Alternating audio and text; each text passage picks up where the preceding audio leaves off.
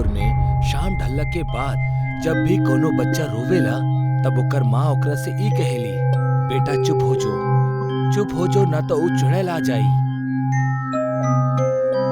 ई कहानी सिर्फ एगो कहानी ना हा, बल्कि एगो माँ और ओकर बच्चे की ऊ दर्दनाक कहानी हा, जौन आज मरला के बाद भी अपना बच्चन के तलाश में भटकेली।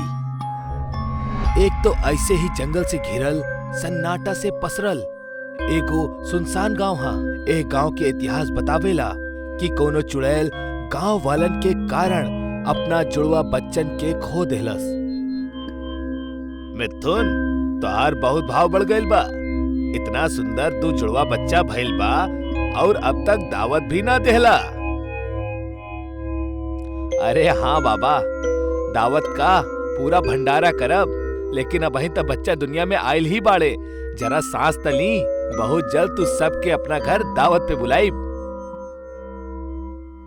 अरे मिथुन, ये सब तो ठीक है, लेकिन हमार दोस्त एक बात के खास ख्याल रखी है, चाहे कुछ भी हो जाओ, अपना बच्चन के खुद से या अपना पत्नी से दूर रख के कबो भी मत सुती है। तोहरा एक गांव के वो चुड़ैल के किस्सा तो मालूम ही बा ना। आखिर तू भी ना हमेशा पनौती मारत रहेला, कभी तो शुभ बोला। और वैसे भी ये चुड़ैल उड़ैल गांव वालन के दिमाग के बीमारी हा, ऐसा कुछ ना हो खेला। मिथुन अखिल के बात के एकदम से नकार देहलस और वहीजा से अपने घर चल गई। ओही रात मिथुन अपना पत्नी रूपा के साथे अपना बेड में सुतत रहे। वही ओकर दोनों जुड़वा बच्चा बेबी बकेट में लिविंग रूम में रहले। ओ रात रूपा के पहले अपना बेडरूम में कौनो अजनबी के होके के एहसास भइल और फिर ओकरा अपना लिविंग रूम में कुछ अजीब सा होखत महसूस भइल, जैसे कुर्सी के अपने आप खिसकल और रूम के लाइट्स ऑन ऑफ हो। ओ रात के रूपा नजरअंदाज कर देलस। अगला सुबह जब वो अपना बच्चन के पालकी में झकलस त ओकर एगो तेज चीख निकलल। हे भगवान, हमार बच्चा लोग कहाँ गेले? रूपा के चीख सुन के मिथुन समेत ओकर पड़ोसी भी वहीजा पहुंच गए। अरे रूपा, सुबह सुबह इतना तेज काहे चिल्लाताड़ू? हमार बच्चा लोग पालना में नहीं खे, क्यों हमार बच्चा लोग के ले आवा? पता ना कि एकर दुश्मनी रहे हमार नन्हा मासूम बच्चा लोगन के साथ। हे भगवान, हम तो लूट गई नी। रूपा बहुत जोर जोर से रोए लागल। तब बे वहीजा मौजूद सारा पड़ोसी अपना राय देहब शुरू कर देले। ई कान जरूर चुड़ैल के बा, ई जरूर वही कैले होखी। तू लोगन के तनी भी अकल नहीं खे? इतना छोट मासूम बच्चा लोगन के खुद से अलग ना कइल जाला। ऊ चुड़ैल के मौका मिल गइल अपन शिकार करे के, ले गइली ना बच्चा लोग के। आप चुप करी तो ज्यादा अच्छा होखी। हम बहनों का रहल बानी, ई चुड़ैल के काम नहीं खे। जरूर कौनो गांव वाला ही कौनो दुश्मनी के चलत हमार बच्चा के अगवा कर लेले बा। अरे ना मिथुन, तू समझत नहीं खा। ई काम गांव वालन के हो ही ना सकेला। वैसे भी कौनो पहला बार ना भइल बा गांव में से कौनो बच्चा गायब हो गइल होखे। हे भगवान, हम तो लूट गई नी, बर्बाद हो गई नी हमार बच्चा लोग। कल मोहित पता ना हमार बच्चा लोग के साथ का करी। क्यों हमार बच्चा हमरा के वापस ला दो। रूपा और मिथुन दोनों अपना कल के भयल जुड़वा बच्चा के खो जाए के गम से पूरा तरह हताश रहले। वो दोनों के बिल्कुल समझ ना आवत रहे कि उनकर बच्चा उनकरा दोबारा वापस मिली या शायद मिली ही ना। रूपा और मिथुन के गांव वालन को तांत्रिक के पास जाए के सलाह देवेले। बतावेले कि वो तांत्रिक के पास बहुत सारी काली शक्ति बाड़ी, जेकर जरिए वो ई बात के दावा कर सकेला कि खोइल बच्चा ए वक्त कौन हालत में बा।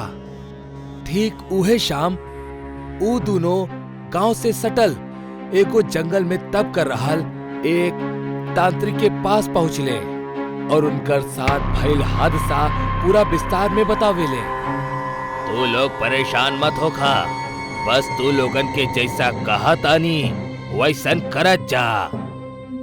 तांत्रिक उ दोनों के हाथ में खोपड़ी देवेला और उनकरा 10 मीटर के दूरी पे दक्षिण दिशा में बैठ के आंख बंद करे के कहेला। वो दोनों तांत्रिक के कहे मुताबिक बिल्कुल वैसा ही करेले। रूपा, तोहरा जब अपना गोद भारी लगे तब तुरंत अपना हाथ में रखल वो खोपड़ी के फेंक दिया। और मिथुन, तोहरा तब तक अपन आंख ना खोले के बा जब तक तोहरा से आंख खोले के कहल न जाओ। रूपा अपन आंख बंद करके चुपचाप बैठल रहली।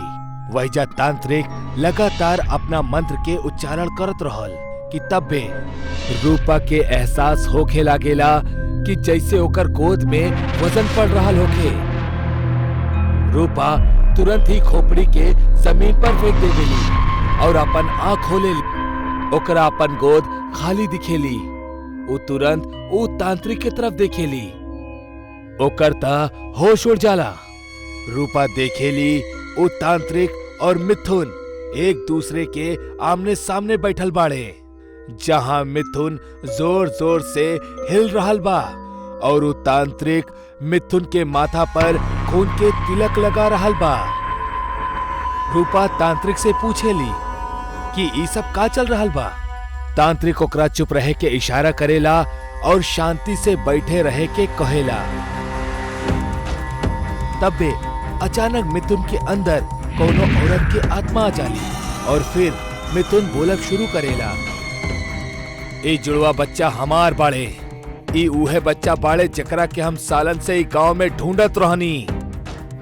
लेकिन तू इतना यकीन के साथ ई कैसे कह सकेलू कि बच्चा तोहार ही बा, जबकि गांव के अनेक बच्चन के तू अगवा करके मार देहले बाड़ू। हाँ, ई सच है। हम बच्चन के अगवा करे नी ताकि हम परख सकी कि का वो हमार औलाद बाड़े, और जब हमरा पता चलेला कि वो हमार औलाद ना बाड़ी तब हम क्रोध में आकर उनकरा के मार देवे नी। लेकिन ए बेर ही हमार ही औलाद बाड़ी और हम इनकरा के मारब ना, बल्कि इनकरा अपना साथ लेके ई गांव से दूर चल जाइब। तोहरा कैसे पता चलल तोहरे बच्चा बाड़े? इनकर पुनर्जन्म भइल बा। अब इनकर मिलला के बाद तू गांव छोड़कर काहे चल जाइबू? हमार जुड़वा बच्चा के गुमशुदा होखला के बाद हम पागल सी हो गए रहनी। हम गांव वालन से बदला लेवे के ठन्नी। यही बीच घोर तब से हमरा के वरदान मिललस कि हमार बच्चन के जब भी पुनर्जन्म होखी उनकर खून काला होखी और ई एगो संकेत होखी कि ऊ हमार संतान बाड़ी। लेकिन एकर शर्त ई रहल कि हम ऊ बच्चन के उनकर जन्मदिन से 2 साल के होखे तक हम ही छू सकेनी।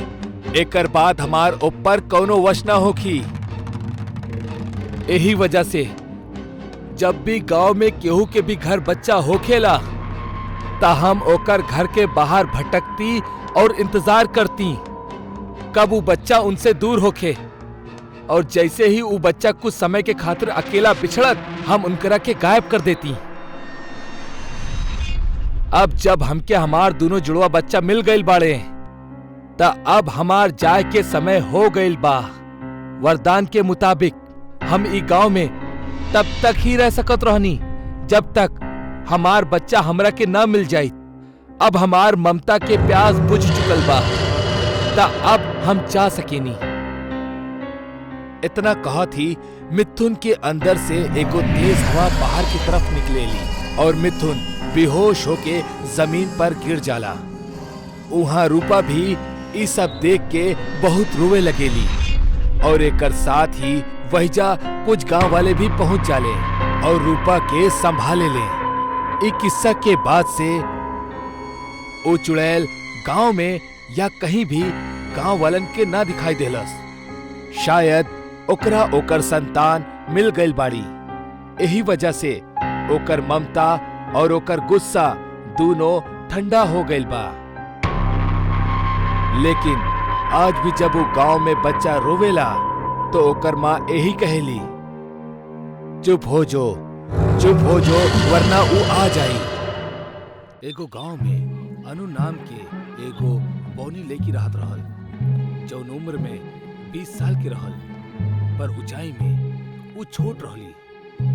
एक दिन अनु और ओकर 3 सहेली कॉलेज से घर की ओर जात रहली।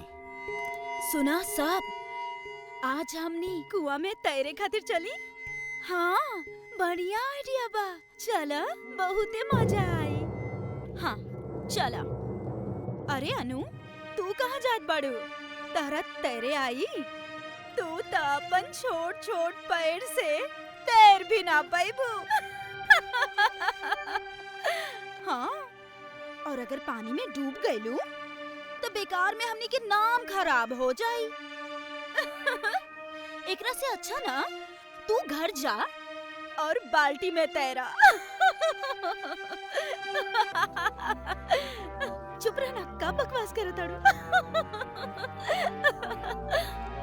लड़की लोग फिर से हंसे लगली और अनु वहीचा से निराश होके घर चल गई। रात के समय अनु गुस्सा में अपना घर से निकलल और कुएं की तरफ चल पड़ल। थोड़ी ही देर में वो कुआं के पास आ पहुंचल। कुआं के पानी काफी गहरा और शांत रहल। वो डर डर के कुआं में उतरल और तैरे लागल, पर ओकरा तैरे में तकलीफ भइल और वजन के कारण डूबे लागल। वो मदद के खातिर पुकारे लागल।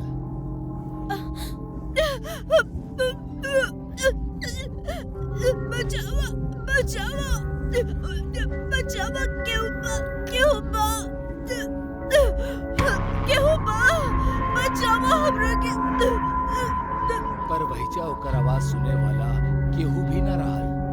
धीरे धीरे ओकर आवाज शांत होके लागल और अनु कुआं में डूब के मर गई।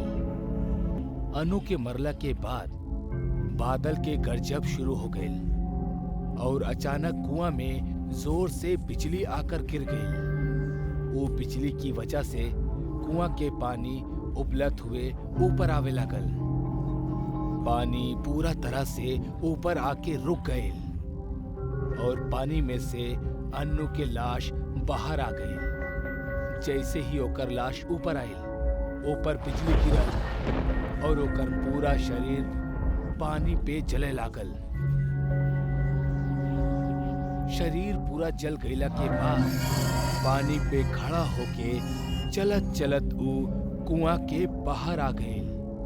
ऊ अपन आँख खोलस ता ऊ पूरा तरह से लाल हो चुका रही। अन्नू के शरीर एगो बौनी चुड़ैल के बन चुकल रहल। अब उस सबके दिखावा तानी कि हमरा के तैरे आवेला कि ना। और वो बौनी चुड़ैल जोर जोर से हंसे लागल।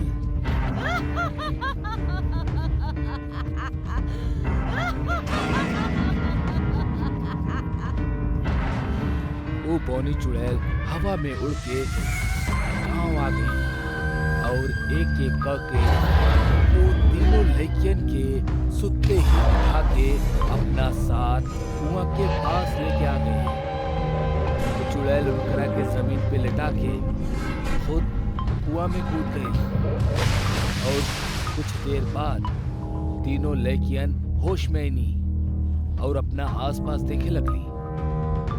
रेखा, लीला, तू दोनों हमने ऐजा कैसे आनी? हमरा बहुत डर लग रहा बा, बहुत डर लगा था। चला यहाँ से चलल जाओ। तू लोग आयल नहीं खू, लायल गइल बाड़ू। एक मिनट, ये आवाज तो कुआं से आ रहल बा।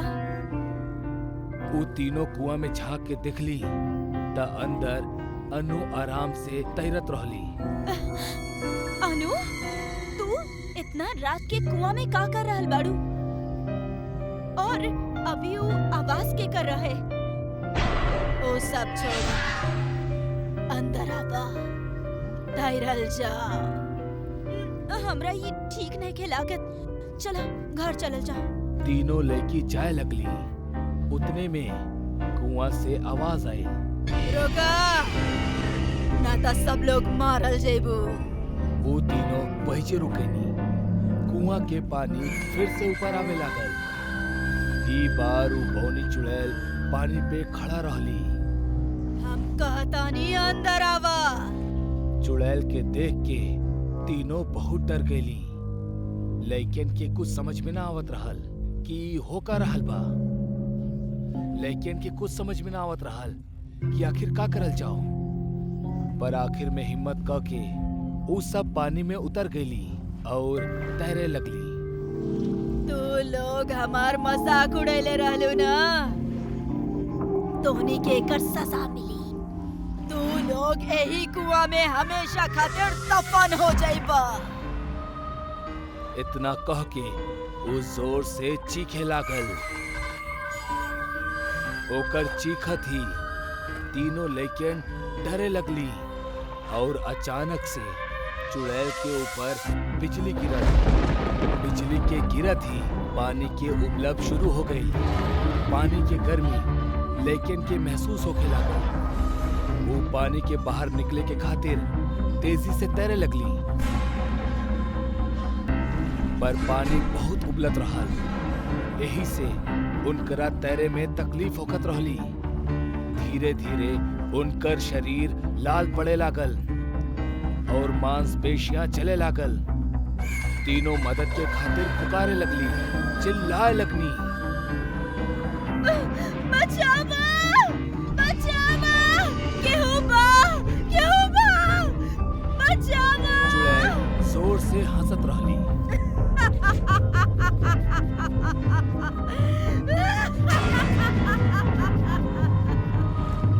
कुछ देर बाद तीनों के शरीर आग में जले लागल। लड़की लोग दर्द के मारे जोर से चीखत रहली।